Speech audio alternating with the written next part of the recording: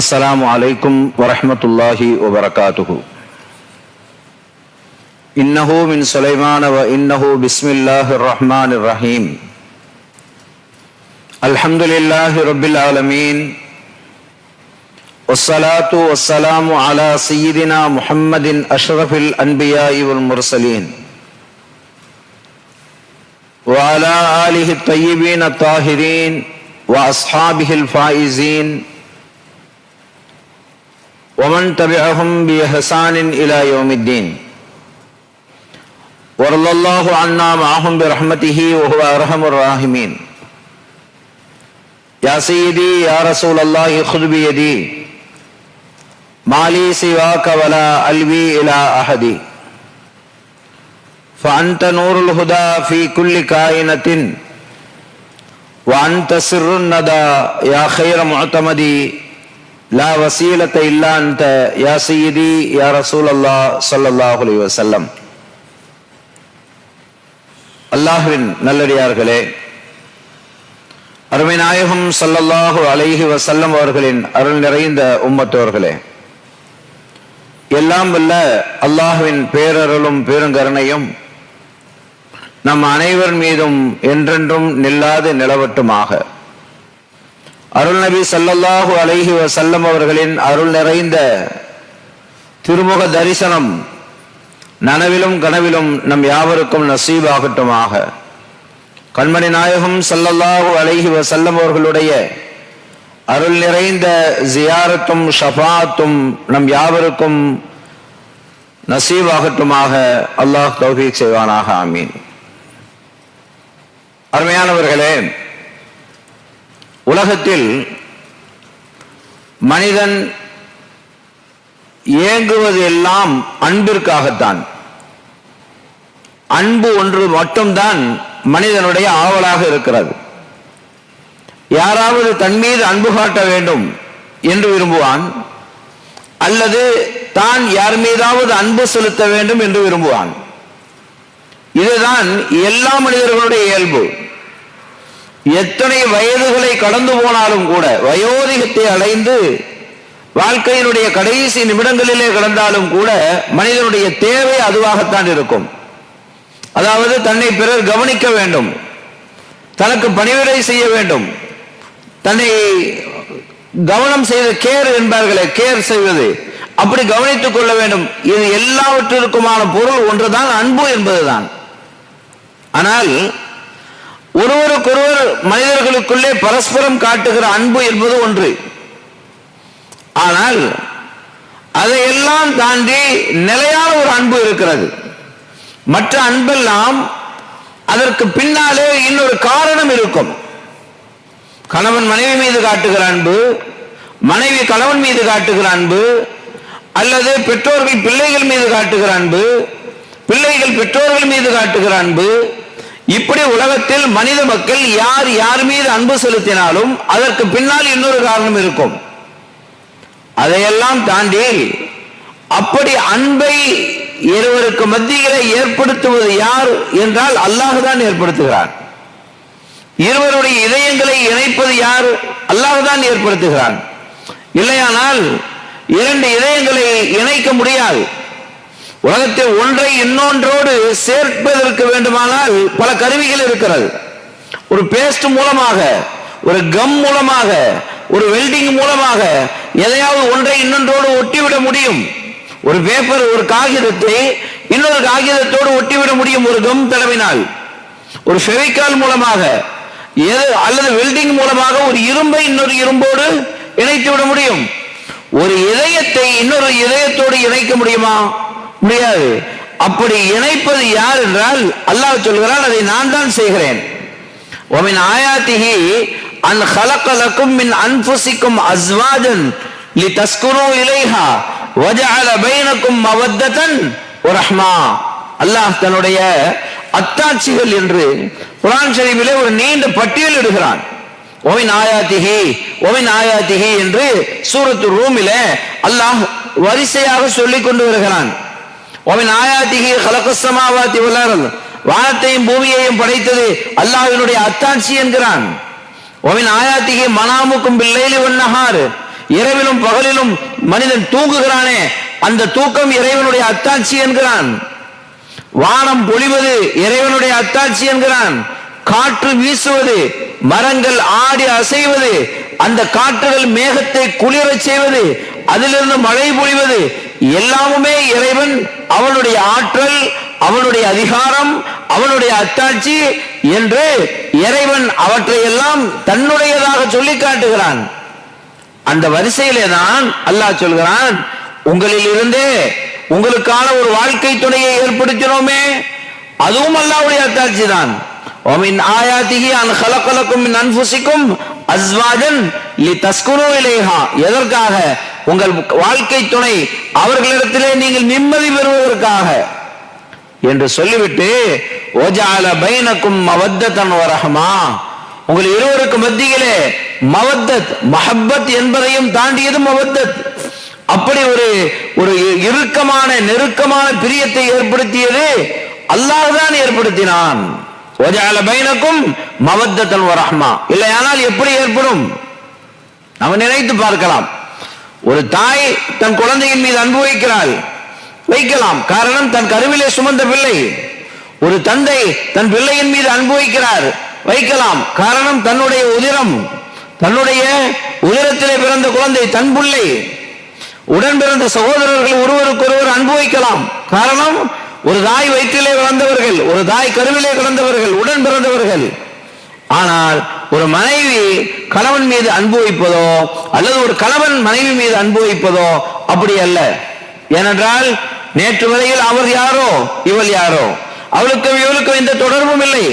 ஆனால் அன்றுதான் அவர்களுக்கு நிக்காஹ் நடக்கிறது. இமாம் ஹதீப் கபில்து நிக்காஹா என்று சொல்லிக் கொடுக்கிறார்கள். அந்த ஒற்றை வார்த்தை கபில்து நிக்காஹா என்ற அந்த ஒற்றை வார்த்தை அதுதான் இருவருக்கு மத்தியிலே இணைப்பை ஏற்படுத்துகிறது. அப்படி நேற்று வரையில் யாரென்றே தெரியாது இருந்த அந்த இருவரும் இணைந்ததற்கு பிறகு உனக்கு நீ, எனக்கு நான், நீ இல்லாமல் நான் இல்லை, நான் இல்லாமல் நீ இல்லை என்று இருவரும் இறுக்கமாக இதயத்தால் இணைந்து கொள்கிறார்களே, அப்படி இதயத்தை இணைய செய்தது யார்? அல்லாஹ் சொல்கிறான், அல்லாஹ். இல்லையானால் அவன் நினைக்கவில்லையானால் இதயங்கள் இணைந்து விடுமா என்ன? எத்தனை உறவுகளுக்கு மத்தியிலே பிரச்சனை, பெற்றோர்களுக்கும் பிள்ளைகளுக்கு மத்தியிலே எவ்வளவு பிரச்சனை, உறவினர்களுக்குள்ளே எவ்வளவு பிரச்சனை. ஆனால் சம்பந்தமே இல்லாத இரண்டு பேர், அவர்களுக்கு மத்தியிலே இணக்கம் ஏற்பட்டது எப்படி? அல்லாஹ் ஏற்படுத்தினான். எனவே அன்பை ஏற்படுத்துவது அல்லாஹ். அருமை நாயகம் ஸல்லல்லாஹு அலைஹி வஸல்லம் அவர்கள் சொன்னார்கள், அல்லாஹ் அன்பை 100 பங்காக்கினான். 100 பங்காக்கி அதில் 99 பங்கு தன் பக்கமே வைத்துக் கொண்டான், அவன் தன் மீது வைத்துக் கொண்டான். ஒரே ஒரு அன்பை தான் அல்லாஹ் தன் அடியார்களிடத்திலே கொடுத்தான். அந்த ஒரு அன்புதான் ஒருவருக்கொருவர் அன்பு பாராட்டுவது இருக்கிறதே, மனிதர்களுக்குள்ளாலே அன்பு பாராட்டுவதெல்லாம் அந்த 1% அன்பே உள்ளதுதான். ஒரு குதிரை அடைகிறது, ஆடுகிறது, அசைகிறது, தன்னுடைய கால் குட்டியின் மீது பட்டுவிடக் கூடாது என்று தன்னுடைய காலை நகற்றுகிறதே, அது கூட அந்த 1% உள்ளதுதான். அப்படி அல்லாஹ் அவன்தான் கிருபையாளனாக இருக்கிறான், அவன்தான் அன்பாளனாக இருக்கிறான், அவன்தான் அருளாளனாக இருக்கிறான்.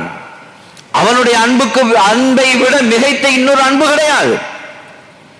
அதனாலே தான் அல்லாஹுக்கு அழகிய திருநாமங்கள், ஒலில்லாஹில் அஸ்மாஉல் ஹுஸ்னா ஃபதுஊஹு பிஹா. அல்லாஹ் சொல்கிறான், அல்லாஹுக்கு அழகிய திருநாமங்கள் இருக்கின்றன, அவற்றை கொண்டு அவனை அழையுங்கள்.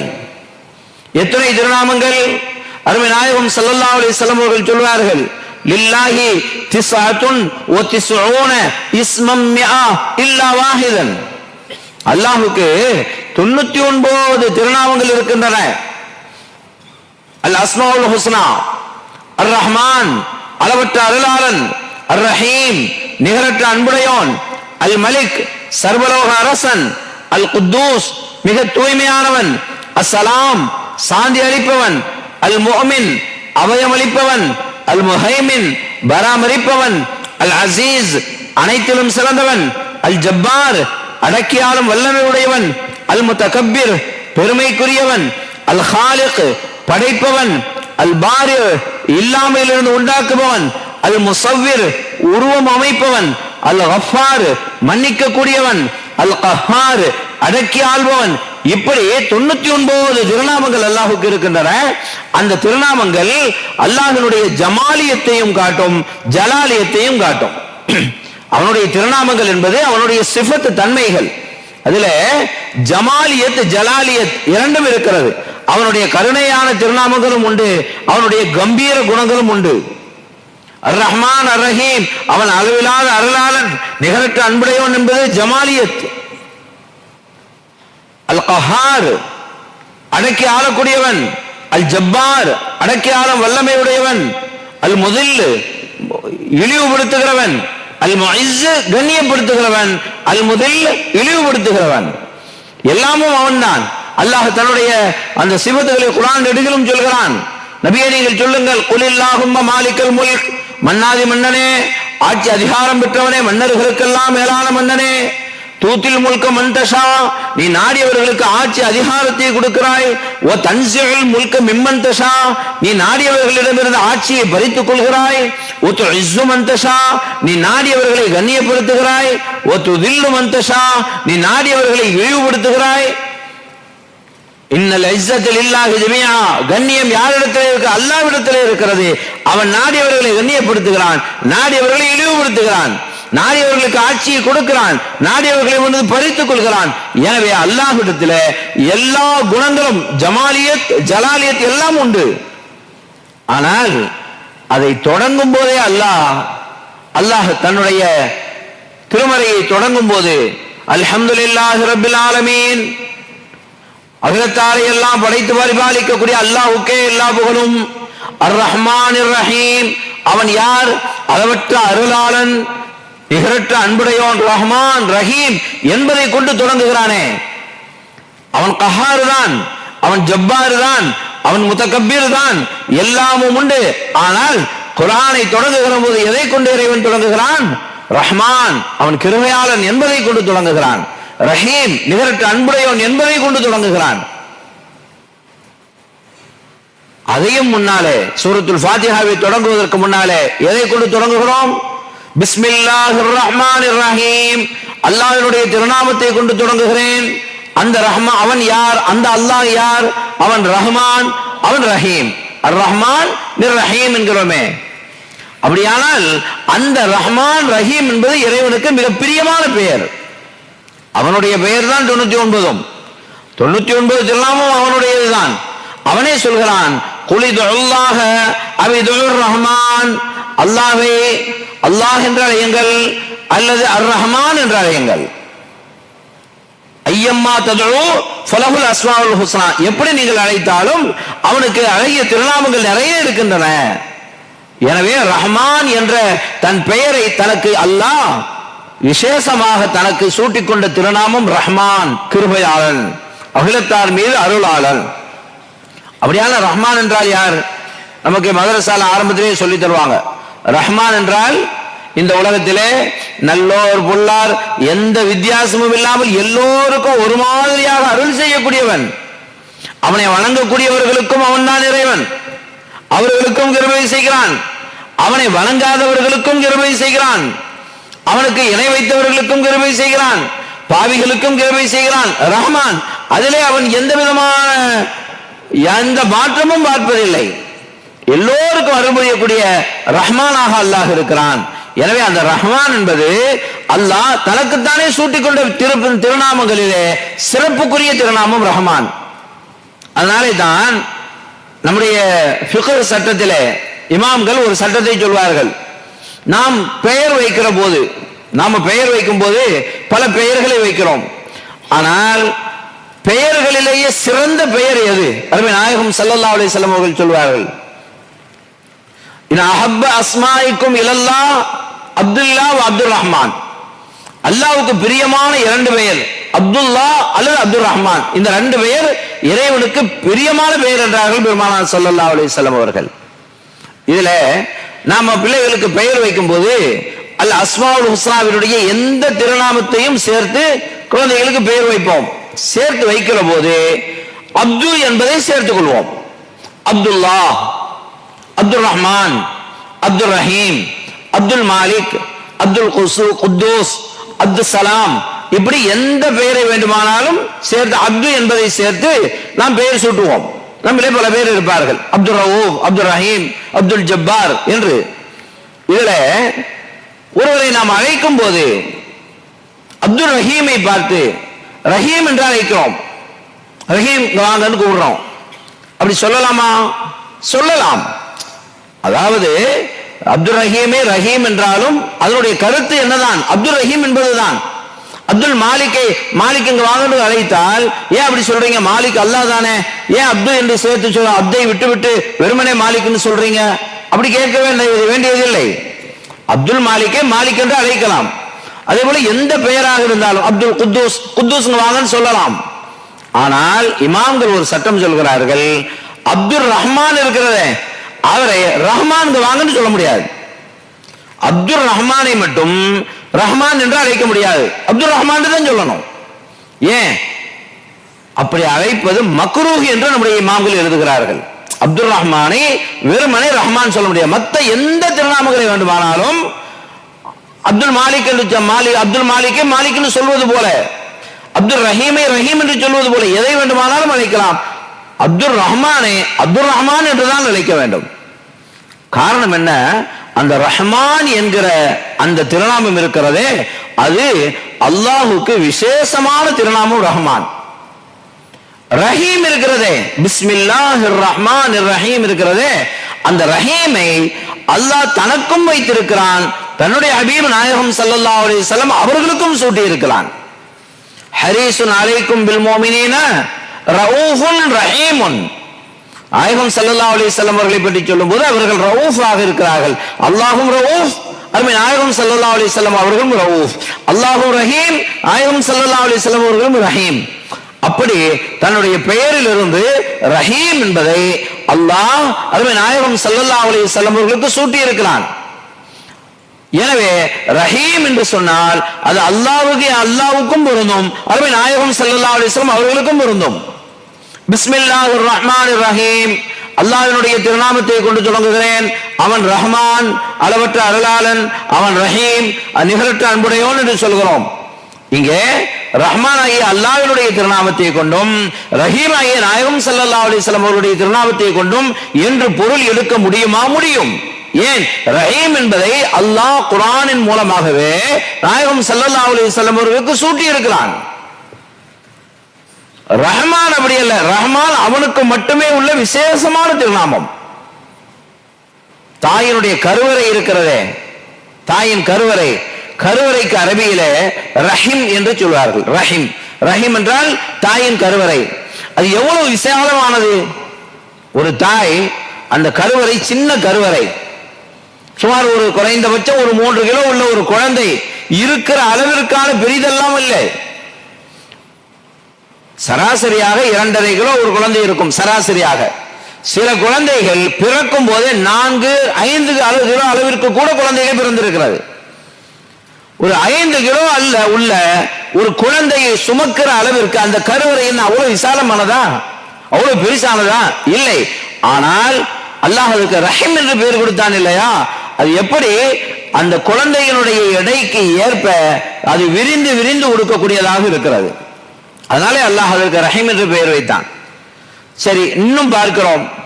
ஒரு தாய் கருவிலே ஒரு குழந்தையை பெறுகிறாள், ஒரு குழந்தை. இன்னும் சில தாய்மார்கள் 2 குழந்தைகள், 3 குழந்தைகள். அதிகபட்சமாக ஒரு தாய் 16 குழந்தைகளை கருவிலே சுமந்திருக்கிறாள் ஒரே சூழலில்.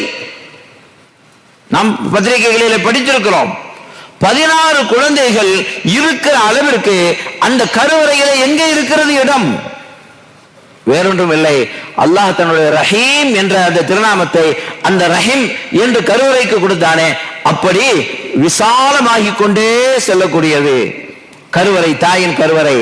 அப்படி தாயின் கருவறையே அப்படி என்கிற போது 70 தாயை விடவும் அன்பு மிகைத்த அல்லாஹ்வினுடைய கருணை எவ்வளவு விசாலமானது!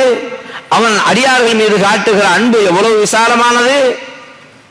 எனவே உலகத்திலே உள்ள பல்வேறு விதமான அன்புகளை விடவும் அல்லாஹ்வினுடைய அன்பு, அல்லாஹ் அடியார்கள் மீது காட்டுகிற அன்பு, அடியார்கள் அல்லாஹ்வின் மீது செலுத்துகிற அன்பு. அல்லாஹ்வை நேசிப்பது இருக்கிறதே இரண்டு வகை. ஒன்று நாம் அல்லாஹ்வை நேசிப்பது, இன்னொன்று அல்லாஹ் நம்மை நேசிப்பது. நாம் வேண்டுமானால் சொல்லலாம் நான் அல்லாஹ்வை நேசிக்கிறேன் என்று சொல்லலாம். ஆனால் அல்லாஹ் நம்மை நேசிக்கிறானா அதை யோசிக்க வேண்டும்.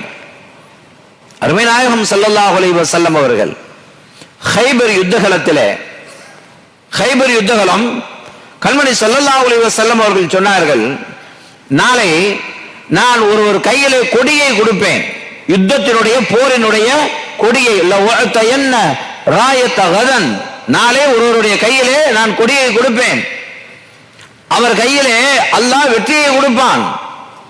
அவர் யார் தெரியுமா? யுஹிப்புல்லாஹு ரசூலுஹு யுஹிப்புல்லாஹு ரசூலுஹு, அவர் அல்லாஹ்வையும் ரசூலையும் நேசிக்கிறார். மட்டுமல்ல அல்லாஹ்வும் ரசூலும் அவரை நேசிக்கிறார்கள். அருமை நாயகம் ஸல்லல்லாஹு அலைஹி வஸல்லம் அவர்கள் சொல்கிறார்கள், அப்படிப்பட்ட ஒருவர் கையிலே நாளை கொடியை கொடுப்பேன் என்று, நாளை கொடுப்பேன் என்கிறார்கள். முந்தைய நாள் இரவு சஹாபிகள் படுக்கையிலே கிடக்கிறார்கள், யுத்தகலத்திலே தங்கள் கூடாரங்களிலே புரண்டு புரண்டு படுக்கிறார்கள். யார் அது? யார் கையிலே கொடியை கொடுக்க போகிறார்கள்? நாம இருக்கக்கூடாதா? நம் கையிலே கிடைத்து விடக்கூடாதா என்று எல்லா சஹாபிகளுக்கும் ஆசை. இஸ்லாமிய சாம்ராஜ்யத்தினுடைய சக்கரவர்த்தி, இரண்டாம் சக்கரவர்த்தி சையதுனா உமர் இப்னுல் கத்தாப் ரலியல்லாஹு அன்ஹு சொல்கிறார்கள், எனக்கு பதவி மீதெல்லாம் ஆசை இல்லை, ஆட்சி அதிகாரத்தின் மீதெல்லாம் ஆசை இல்லை, கொடி பிடிக்க வேண்டும் என்றெல்லாம் நான் நினைப்பதில்லை. நான்கு பேரை போல 5வது நபராக இருந்து விட்டு போய்விட வேண்டும், 10 பேருக்கு பின்னாலே 11வது நபராக இருந்து விட்டு போய்விட வேண்டும் என்று நினைக்கக்கூடியவன் தான் நான். அப்படித்தான் என்னுடைய எண்ணம். ஆனால் அன்றைக்கு அப்படி அல்ல. அந்த இரவு நான் நினைத்துக் கொண்டே இருந்தேன், ஆசைப்பட்டுக் கொண்டே இருந்தேன், வேண்டுதல் வைத்துக் கொண்டே இருந்தேன், நாளை அந்த கொடி என் கையிலே தரப்பட வேண்டுமே, எனக்கு கிடைத்து விடாதா என்று நான் ஆசை வைத்துக் கொண்டே இருந்தேன். அது கொடி பிடிக்க வேண்டும், தளபதியாக நிற்க வேண்டும் என்ற ஆசை அல்ல. அருமை நாயகம் ஸல்லல்லாஹு அலைஹி வஸல்லம் அவர்கள் சொன்ன அந்த ஒற்றை வார்த்தை என்ன சொன்னார்கள்?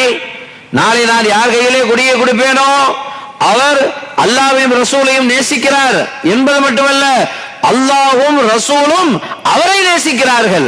அப்படி அல்லாஹ் ரசூலுடைய அன்பு பெற்றவனாக நான் இருக்க வேண்டுமே என்ற ஆசையினாலே தான் என்றார்கள் சையதுனா உமர் இப்னுல் கத்தாப் ரலியல்லாஹு அன்ஹு.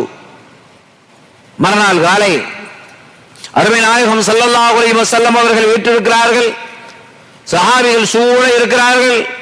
கண்மணி ஸல்லல்லாஹு அலைஹி வஸல்லம் அவர்கள் அப்படியே பார்க்கிறார்கள், இருக்கிறவர்களையாக பார்க்கிறார்கள். அப்படியே பார்வை அடுத்த சஃப், அடுத்த அணிகளுக்கு அப்படியே போய் கொண்டே போகிறது.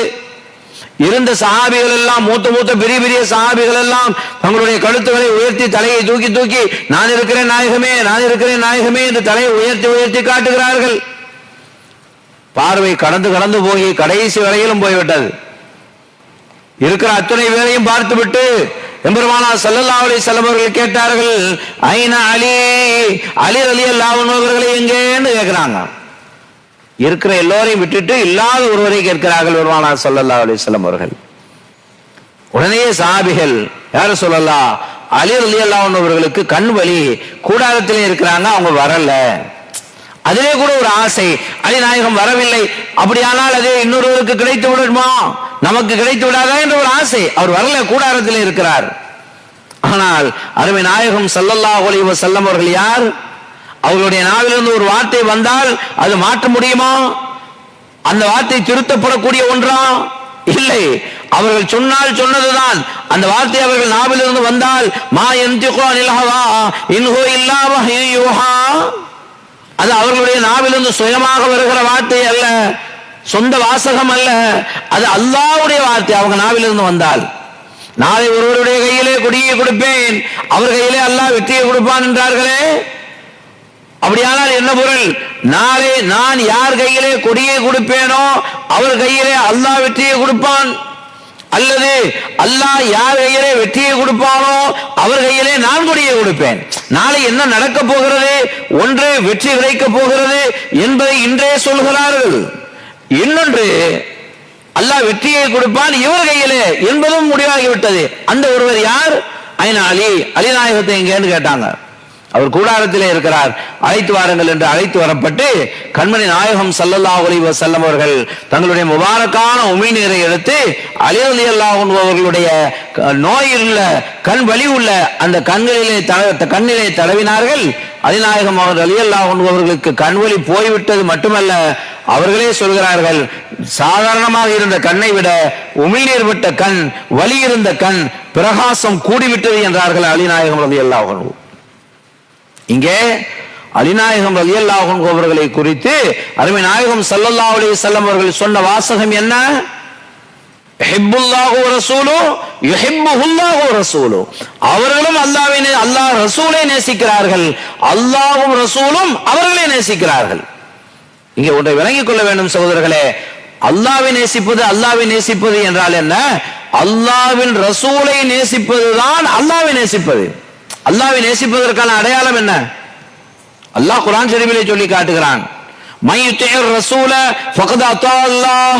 யார் ரசூலுக்கு வழிபட்டார்களோ திட்டமாக அவர்கள்தான் அல்லாஹ்வுக்கு வழிபட்டார்கள். அல்லாஹ்வை வழிபடுவது, அல்லாஹ்வுக்கு கட்டுப்படுவது என்றால் என்ன? ரசூலுக்கு கட்டுப்படுவது. மையுத்திர் ரசூல ஃபகத் அத்தா அல்லாஹ். அல்லாஹ் சொல்கிறான், தெளிவாகவே அல்லாஹ் சொன்னான், நபியே நீங்கள் சொல்லுங்கள், குல் இன் குன்தும் துஹிப்பூன அல்லாஹ். நீங்கள் அல்லாஹ்வை நேசிக்கிறீர்களா? அல்லாஹ்வை நான் நேசிக்கிறேன், அல்லாஹ்வை நேசிக்கிறேன் என்று சொல்கிறீர்களா? ஃபத்தபிஊனி, என்னை பின்பற்றுங்கள் என்று சொல்லுங்கள் நாயகமே.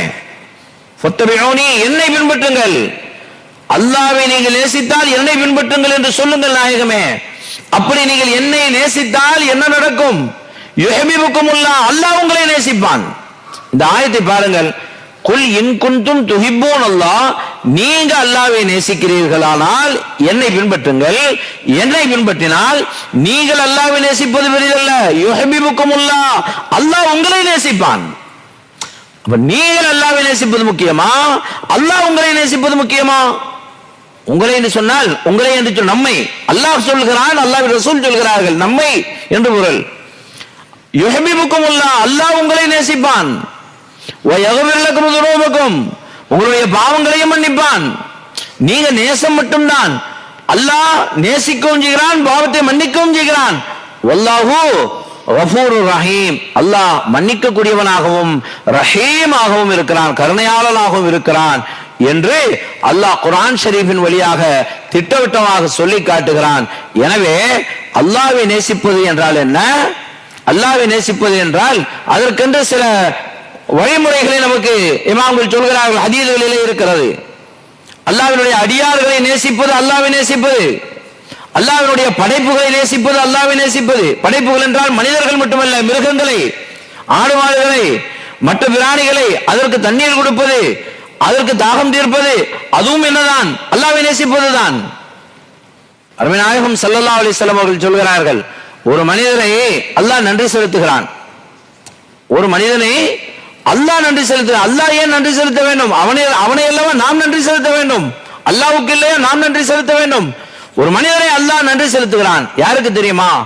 ஒரு மனிதர் கிணற்றிலே தண்ணீர் குடித்து விட்டு வெளியிலே வந்தார். அங்கே ஒரு நாய் நின்றது. நாக்கை கீழே ஈரமான மணலிலே நாக்கை வைத்து அது தாகத்திலே தடவி கொண்டிருந்தது. இவர் மேலே வந்து விட்டால், பெரிய ஆழமான கிணறு, மேலே வந்து விட்டார். ஆனால் அதை பார்த்து விட்டு திரும்ப கீழே இறங்கினார். தன் காலிலே இருந்த சாக்ஸ், மோசா கழட்டி தண்ணீரை பிடித்துக் கொண்டு வந்து அந்த நாயினுடைய நாவிலை பிழிந்து விடுகிறார். அல்லாஹ் சொல்கிறான், அந்த நாய்க்கும் கூட தண்ணீர் கொடுக்க வேண்டியது யாருடைய பொறுப்பு? அல்லாஹ்வுடையது. என் படைப்பு தான். அதற்கு நீர் செலுத்திய, கொடுத்த நீர் ஆகாரம் புகட்டிய ஒரு மனிதனுக்கு நான் நன்றி செலுத்துகிறேன் என்று அல்லாஹ் சொன்னான். அருமை நாயகம் ஸல்லல்லாஹு அலைஹி வஸல்லம் சொல்கிறார்கள்.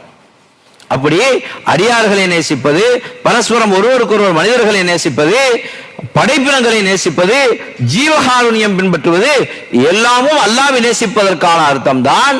அதைத்தான் அருமை நாயகம் ஸல்லல்லாஹு அலைஹி வஸல்லம் அவர்கள் இப்படி ஒரு துஆவை நமக்கு சொல்லி தந்தார்கள். அல்லாஹும்ம இன்னி அஸ்அலுக ஹுப்பக வ ஹுப்ப மன் யுஹிப்புக வ ஹுப்ப அமலி யுபல்லிகுனி ஹுப்பக். அல்லாஹும்ம அஹப்ப இலைய மின் அஹ்லி மின் நஃப்ஸி வ அஹ்லி வ மினல் மாஇல் பாரித். யா அல்லாஹ், உன்னுடைய அன்பை கேட்கிறேன். நீ யார் மீதெல்லாம் அன்பு வைத்தாயோ, உன்னை யாரெல்லாம் அன்பு வைத்தார்களோ அவர்களுடைய அன்பும் எனக்கு வேண்டும். யார் கேட்கிறார்கள்? நாயகம் ஸல்லல்லாஹு அலைஹி வஸல்லம் அவர்கள் கேட்கிறார்கள், யா அல்லாஹ் உன்னுடைய அன்பை என் மீது சொலிவாயாக. யார் மீதெல்லாம் நீ அன்பு பாராட்டினாயோ அல்லது யார் யார் உன்னை அன்பு பாராட்டினார்களோ அவர்களுடைய அன்பையும் நான் கேட்கிறேன். எந்த அமல் என்னை உன்னிடத்திலே கொண்டு வந்து சேர்க்குமோ அந்த அமலின் மீது ஒரு ஆர்வத்தை, அன்பை யா அல்லாஹ் நான் கேட்கிறேன். யா அல்லாஹ் உன் மீது நான் வைக்கிற அந்த அன்பு என் உயிரை விடவும் மேலாக, மின் நஃப்ஸி வ அஹ்லி என் குடும்பத்தார்களை விட மேலாக இருக்க வேண்டும். மட்டுமல்ல ஓமினல் பாம் ஓமினல் மாஇல் பாரிது, கடுமையான தாகமான நேரத்திலே ஒரு மிடர் தண்ணீர் கிடைத்தால் அது எவ்வளவு முக்கியமான ஒன்று. அந்த தாகம் தீர்க்கிற அந்த குளிர்ந்த தண்ணீரை விடவும் மேலாக இறைவா உன்னுடைய அன்பு என்னுடைய உள்ளத்தில் ஊற்றெடுக்க செய்நாயனே என்று அருமைநாயகம் ஸல்லல்லாஹு அலைஹி வஸல்லம் அவர்கள் பிரார்த்தித்தார்களே. அத்தகைய உண்மையான அன்பு உள்ளன்பு கொண்டவர்களாக வல்ல அல்லாஹ் நம்மை ஆக்கி அருள்வானாக. அல்லாஹ்வை நேசிப்பதற்கும் அல்லாஹ்வுடைய ரசூல் அனலம் பெருமானார் ஸல்லல்லாஹு அலைஹி வஸல்லம் அவர்களை உண்மையாக நேசிக்கக்கூடிய உண்மையான ஆஷிகீன்களில் ஆரிஃபீன்களில் அல்லாஹ் நம்மை ஆக்கி வைத்தருள்வானாக. ஆமீன். ரப்பனா இக்ஃபிர் வர்ஹம் வ அன்த கைருர் ராஹிமீன். வஸ்ஸலாமு அலைக்கும் வ ரஹ்மத்துல்லாஹி வ பரகாத்துஹு.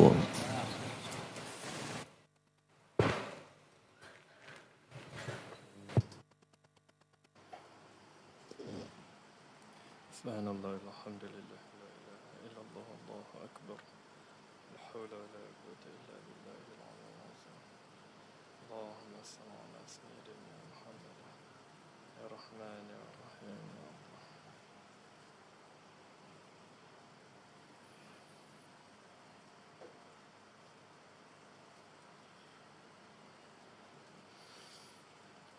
Allah